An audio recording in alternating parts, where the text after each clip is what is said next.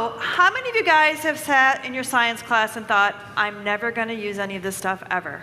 Science, yeah, right? Yeah.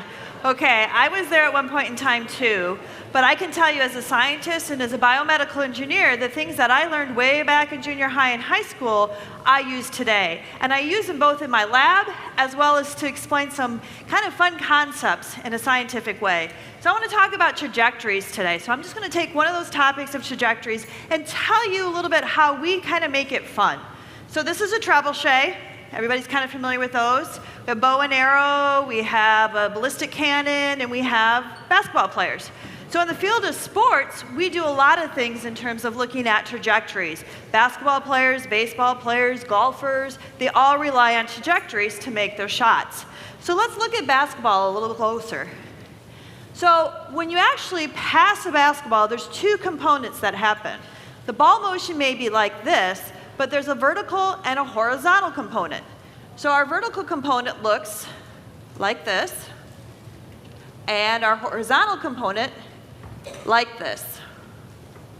Now, something that's interesting, if you look at this, I didn't screw up. The vertical components are closer together at the top, right? And the horizontal components are evenly spaced. Does anybody know why that happens? Yes, acceleration increases because of gravity, right? The vertical component has gravity acting upon it. So it's not going to be evenly spaced like the horizontal component. But together, they form this motion.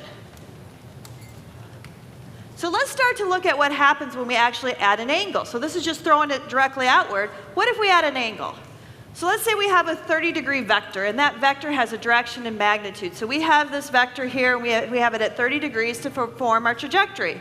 If we break it into its y and x components, we can start to analyze it a little closer. So our y component has this equation that can describe it. So at any given point in time t, we know exactly where the y position is of that ball. And you notice there's a gravity component in the y, where with the x, there is no gravity component. So it's evenly spaced at all points in time.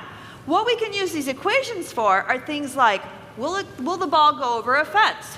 Well, we can calculate that because we can calculate the peak point of y, and we'll know whether it will clear the fence.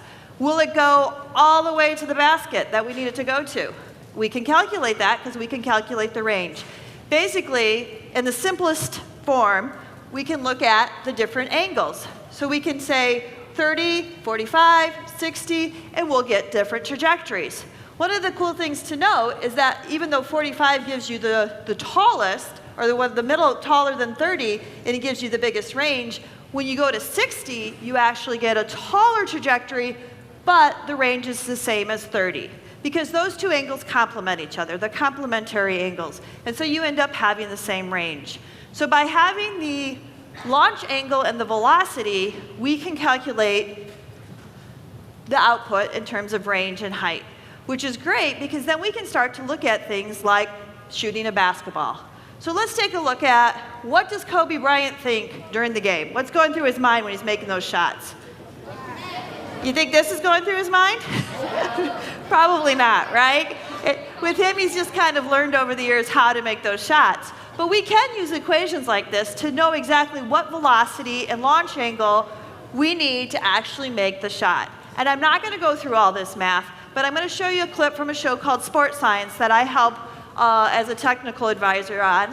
And it kind of goes through and describes how we did this for Kawhi Leonard. So let's take a look at this clip. Back then, Kawhi also typically released the ball at an angle of around 45 degrees. 45-degree angle, that's his launch angle. Trajectory can reduce a shooter's margin of error. Approaching the basket, so this the gives ball him a smaller has a target narrow because target. of the way that the angle is. High-tech censored So basketball for his height, measures Kawhi's revamped release angle at around 51 degrees. That the 51-degree release angle is the best angle for his height and the ball height, the basket height. By almost 19%. The other thing to that note, angle from 15 feet to 15 feet is our range.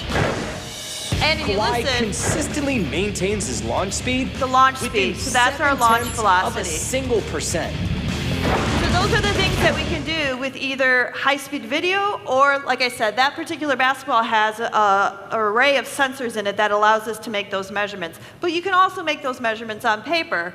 like I said, going back to this equation. But let's say you're out shooting hoops, and you're using all these equations, but you actually move to the side. This is like a planar, right? This is everything done in one plane, 2D motion. Let's look at 3D. Let's say that you're in front of the hoop. Let's see me. And you know you're at the three-point line, you're in an NCAA game, and your three-point line is 19.75 feet. What happens if you turn just 5 degrees? So we just turned the ball 5 degrees in the other direction. What happens? We're way off at the basket, right? So how far do you think that is, right at the basket? If it's 19.75 feet away and we only turned 5 degrees, what do you think our margin of error is there? 20 feet.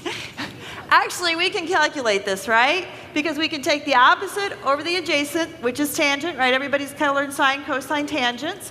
This is our geometry, and we can calculate our x. Our x actually ends up being 1.73 feet. So we're off by a lot. That's when everybody goes, air ball, right? You don't even hit.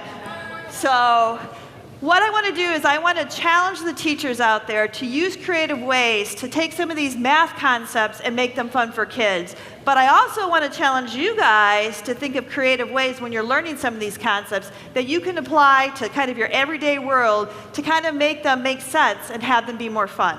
So thank you.